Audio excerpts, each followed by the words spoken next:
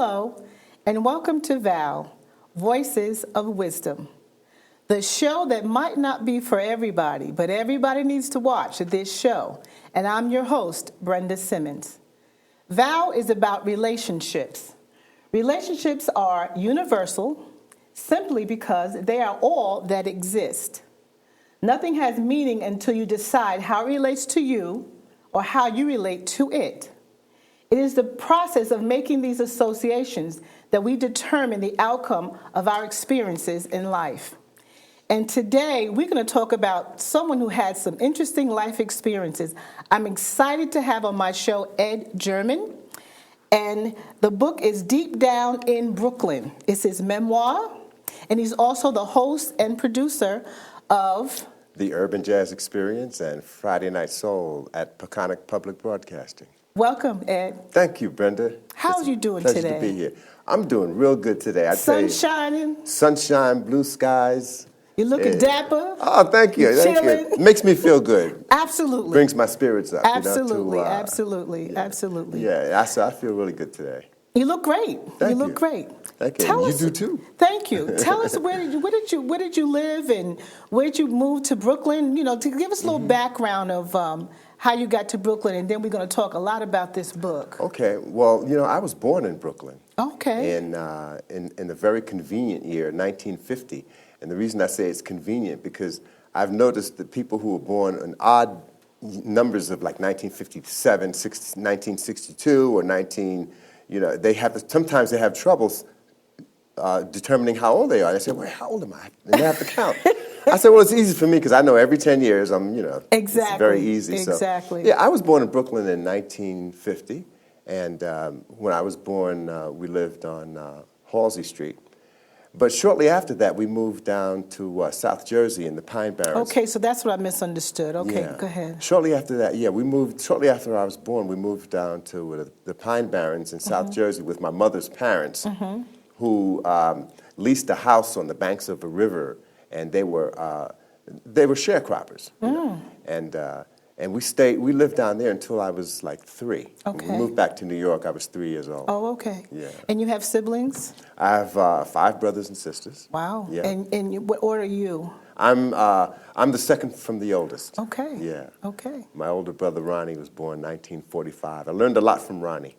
Your older brother? My older brother. I learned a lot from him in life, including a lot about music and jazz. Really? And dressing and stuff like that. So you kind of looked up to your big brother. We were talking about relationships, and that's why I think this is going to be a great story because we're talking about relationships, and you're saying about how Ronnie. Yeah, his name is Ronald, but we call him Ronnie. Okay. Yeah, I always looked up to Ronnie, and still do. And that's great. Thank you. That's great. And one of the reasons I wrote this story, Brenda, is because I thought it was a unique story. Number one. And I thought it was a story that has been largely untold, as far as I know, in the detail that I tell this urban story. And also because I didn't want it to be forgotten. I didn't want it to disappear. And also, there's a number of reasons. Also because there are so few people from my generation who are still living, right? Who my peers that I came up with, that I can't even find them, that are alive to tell this story. And one of the unique things about it is the fact that I come from such a large family. We had 20 aunts and uncles. Really? Yeah. Wow. Yeah, they were. So everybody was in the Brooklyn area? No, not everybody. Brooklyn, New Jersey area?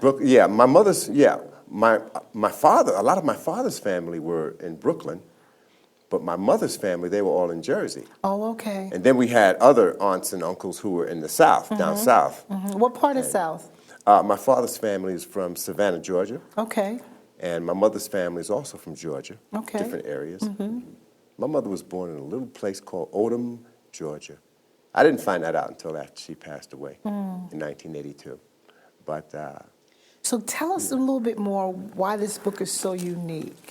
Well, another thing about this book, Brenda, is that I spent a lot of time when writing it. I spent also a lot of time digging in the photographic archives of New York City in the municipal And you have so archives. many great photos in here. Thank you. Really Thank you. great photos. Yeah, there's about 175 photographs A lot of them are rare photographs of street scenes and places in Brooklyn that don't exist anymore. And I had to retrieve them out of the archives and to illustrate to people what it was like when I lived there. So there are also a lot of before and after photographs in the book, and of some dramatic places like Catholic orphanage asylums for girls and stuff like that. I saw that part. Yeah, they were in the neighborhood, and so where exactly, give us a little bit, tease us a little bit, where exactly did you live and grow up, and what was unique? I know you said you grew up in a community with mostly Jewish people. Yes. And the you were cover, the only... the cover on the photo. Okay. I'm sorry, I didn't mean to interrupt. No, go ahead. We're flowing. But the cover of the photo, this is North Central Brooklyn, and this is a neighborhood bordering Bed-Stuy and Williamsburg. It's right on the border up there. It's North Central Brooklyn, and this photograph is, this building here is 671 Willoughby Avenue, and my father was the super of this building. We moved into this building in 1953, and we were the first black family on this block. Okay. And my father was the super of this building, and we lived in the back. Our apartment, you had to walk in like this from the alley, and then you had to walk all the way to the back of the cellar, and our apartment was in the back, in the cellar, and all of our windows faced the back. And all the tenants who lived upstairs were Jewish and Catholic and So how'd your Italian dad become and the Irish. Tenant? How did he become the super? Yeah, the super, I'm sorry. I don't know how he got the job, but there is a story in the book about how my father was already living, while we were living in the Pine Barrens with at my grandfather's house, my father was working in Brooklyn, and he had a job at a big laundry called Cascade Laundry. And one day, he found $138 inside of a uniform pocket that he was getting ready to put in the machine. And he took that $138, and the story's in the book, and he hired a man named Solomon to move us back to New York with that money. Wow. Yeah. That's awesome. And I found that out from Ronnie. Wow. Yeah. And Wow. recently, Now, this photograph, this was a big moment in my life. I took this photograph last year. I took this photograph in the summer of 2010. Okay. I didn't know that I would have access to going into the alley. Not only did I go into the alley, but I went into the cellar. I had no idea. Yeah, because I've driven by the building many times, and the entrance was locked on the outside because the building is now like public housing. Right. But I drove by there one day last summer, and it was open. I said, "Oh man, it's open!" And I pulled over, and I had my camera with me. I pulled over. I got out of the car, and apparently somebody was down there doing some kind of work in the cellar. But maybe they were out to lunch or something. I went into the cellar, Brenda, into a place that I haven't been in since 1961.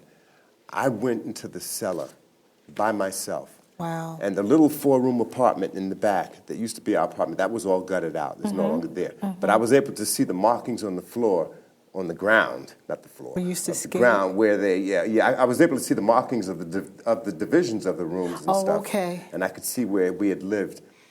And it was a very, very deep thing for me to be in that cellar in a place where I remember being 3 years old. Wow. And being in that cellar, Brenda, last year was a very, very spooky and eerie thing. And I stood there, and all the memories came of all the things that happened. It was almost as if I could hear. And realizing that I was in that cellar where we were the super for 9 years. Wow. We lived in that cellar. And that was the first time that I had been in there, going in there since 1961 when we moved out. And knowing that my parents were younger than I am when they moved out of there. My parents long dead, and it was just a very, very eerie thing. And then I was in there for about 10 minutes just absorbing it and just feeling it. And just remembering things. And then when I came out, that's when I took this photograph.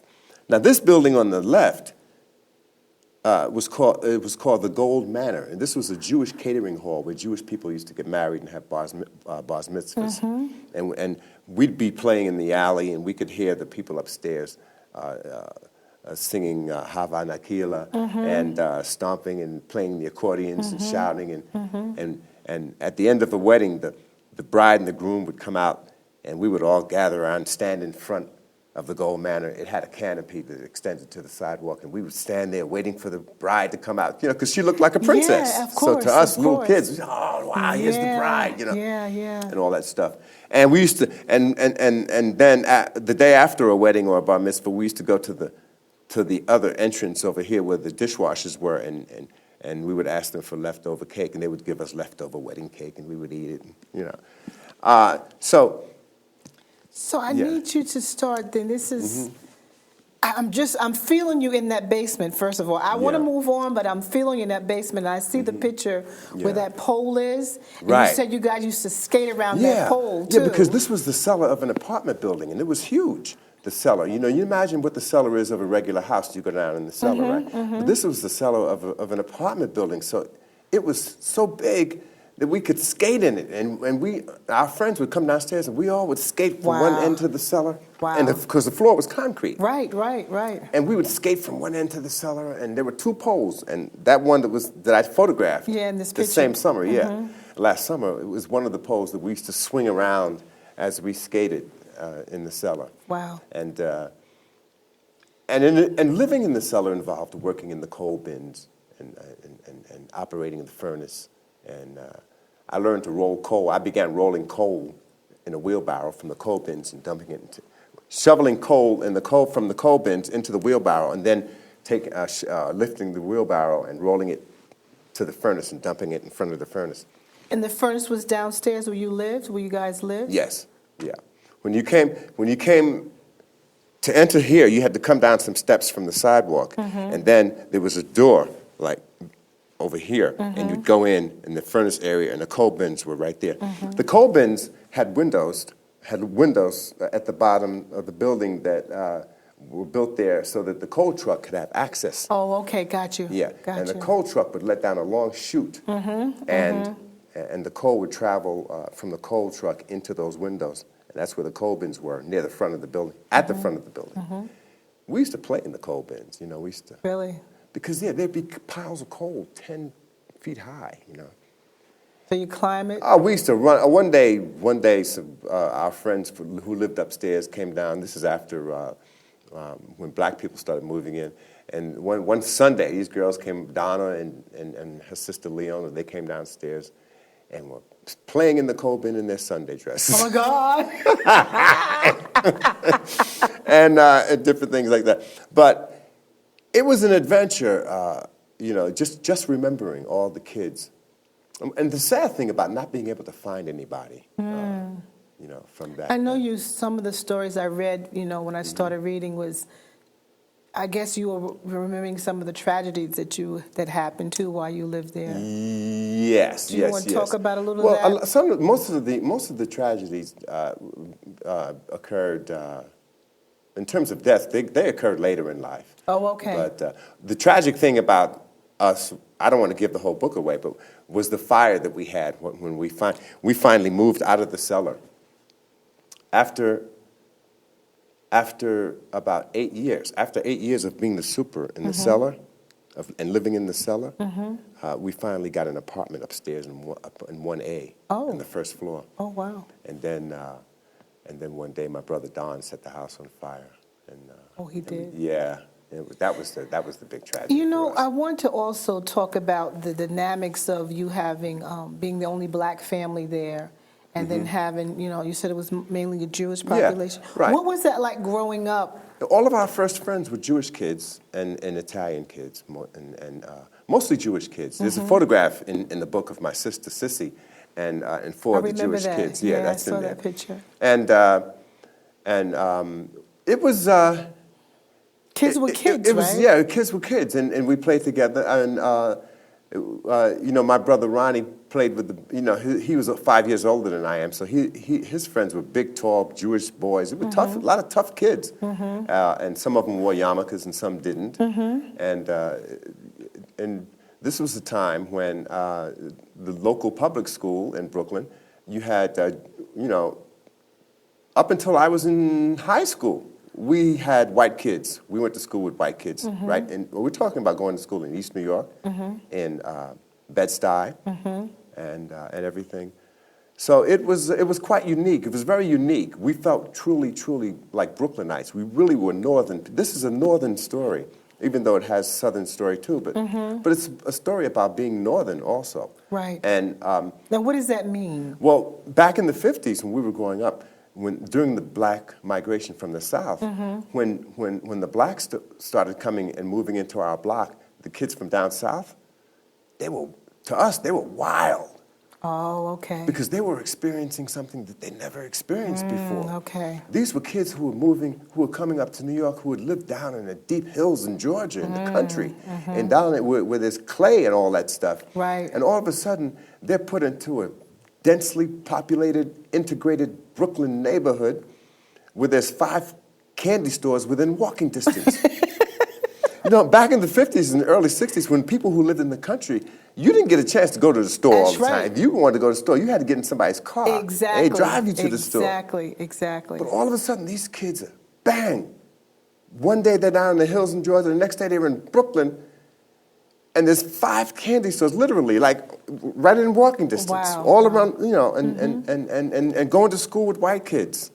And having white neighbors all up and down, and, riding yellow, living in the same building with white people. Yeah. That didn't happen down south in the 50s. That was So you saw the difference between how they reacted and how you... Yeah, when they got here, they were just wild. They just went wild. They played wild because these are kids who are used to being outdoors all the time. Right. Because they come from where it's warm. Right. And they used to just being wild because they were country kids. And they were used to big open country areas. And when they came to the city, and all of a sudden, they're living in an apartment building with elevators and fire escapes and being able to go on top of the roof.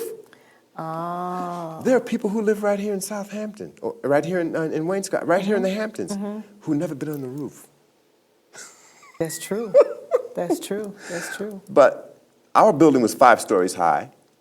And we used to go on, when we were kids, we used to go on the roof, go up there and fly kites. Then when other kids started moving in, some kids would go up and build pigeon coops and stuff, And and then the buildings across the street, they were 6 and 7 stories high. And to go on the roof of these buildings and be able to look, and you could look all the way on the horizon and you could see Ocean Hill, and you could look west, and you could see downtown. And and then you could look north and you could see Manhattan, Empire State Building, and all that stuff. That was a big adventure. I guess I had family in this city. Yeah. So I was in the city frequently, but I never was on the roof. Yeah, we used to go. And I'm thinking of that. I've seen movies where they're on the roof and stuff, but that's just another dynamics of just being that high. Girls didn't go up there much, but when boys, boys, we were everywhere. Climbing fire escapes, do all kinds of crazy things, but yeah. So you went to school in Brooklyn then? Yeah, I went to school in Brooklyn during the time when you weren't able to wear dungarees in school and stuff like that, and not only that, you couldn't wear sneakers. I remember when you had to be dressed like you were going to church, right? Yeah, yeah.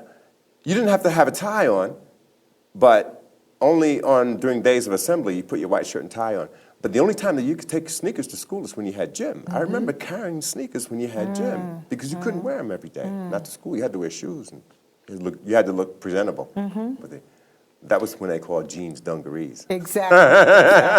And then we're going to not speed up, but we're going to keep moving and talk about some of your experiences before you went into Vietnam. Yeah. And then we're going to go from there, and then we're going to talk about you being the host and producer of I keep forgetting. The Urban Jazz Experience. The Urban Jazz Experience. Yeah. So tell me about what led up to before you went to Vietnam, and then some of your experiences there. Well, music has a big part of my life, and it always has since I was 8 years old. Music has been a big part of my life because I began playing music for people, playing records for people when I was 8 years old, and listening to jazz because my mother's neighbor would bring her record player downstairs. It was a portable hi-fi.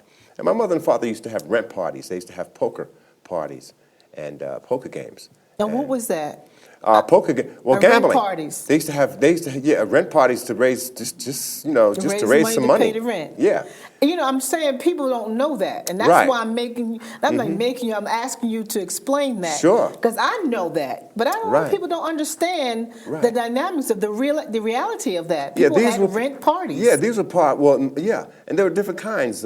Some people had regular parties where they just charged people money to get in. And, you pay money to get into somebody's house. Right. But during these parties that my mother and father used to have, they were poker games and dice games.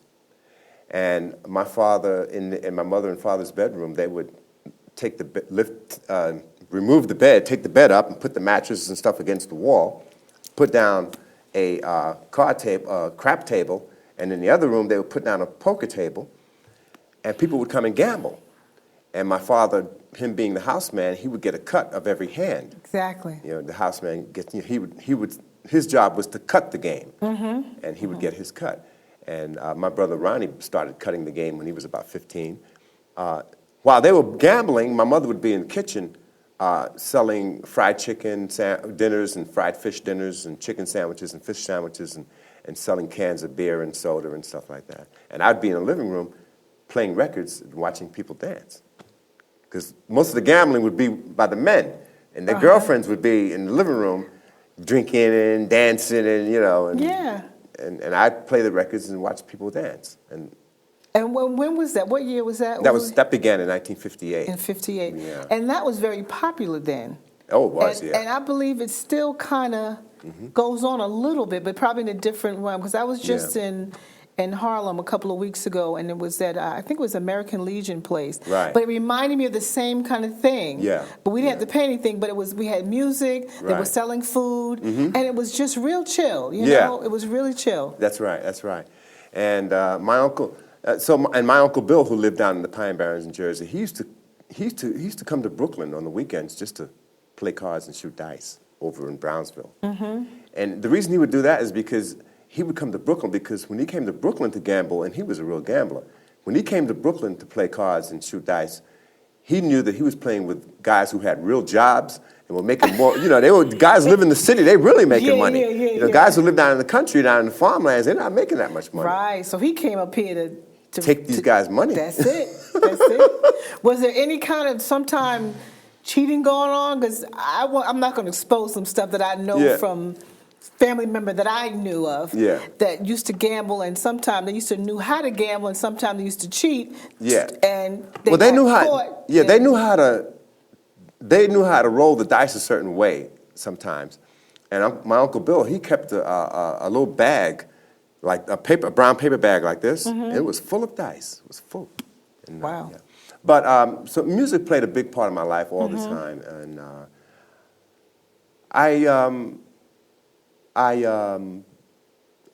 all the way back to a poem that's early in the book when I was in public school. And I'm a patriotic American too. Okay. And because I believe that it is for a Black American, for an American Black, and I consider myself an American Negro. I call myself an American Negro. I read that too. Yeah, and the reason I do that is because I've decided that it distinguishes me from all the other varieties of Black people, because there's so many. And I don't consider myself an African American because my great-great-grandfather was born here. And there's Native American in my blood, and there's European in my blood. So I'm much more than an African American.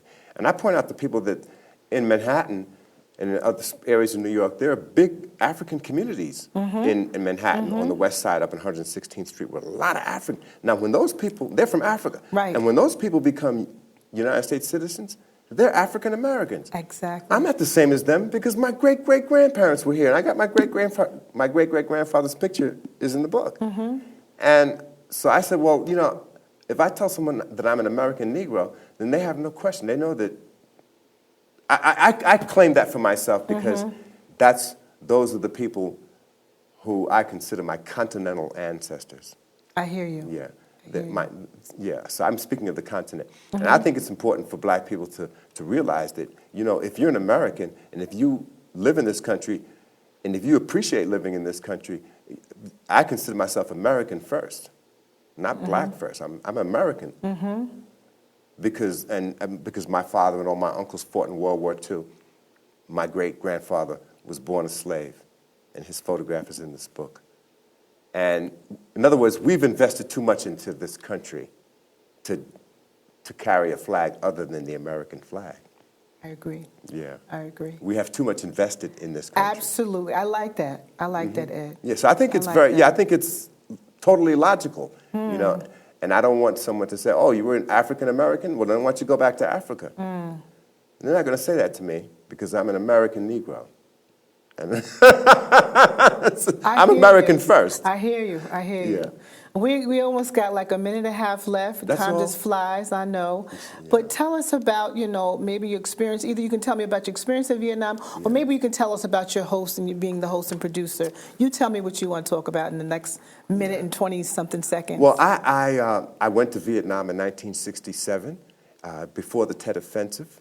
My best friend Mickey and I dropped out of high school and went to Vietnam, and we joined the Marines, went to Vietnam. We didn't know we were going to Vietnam.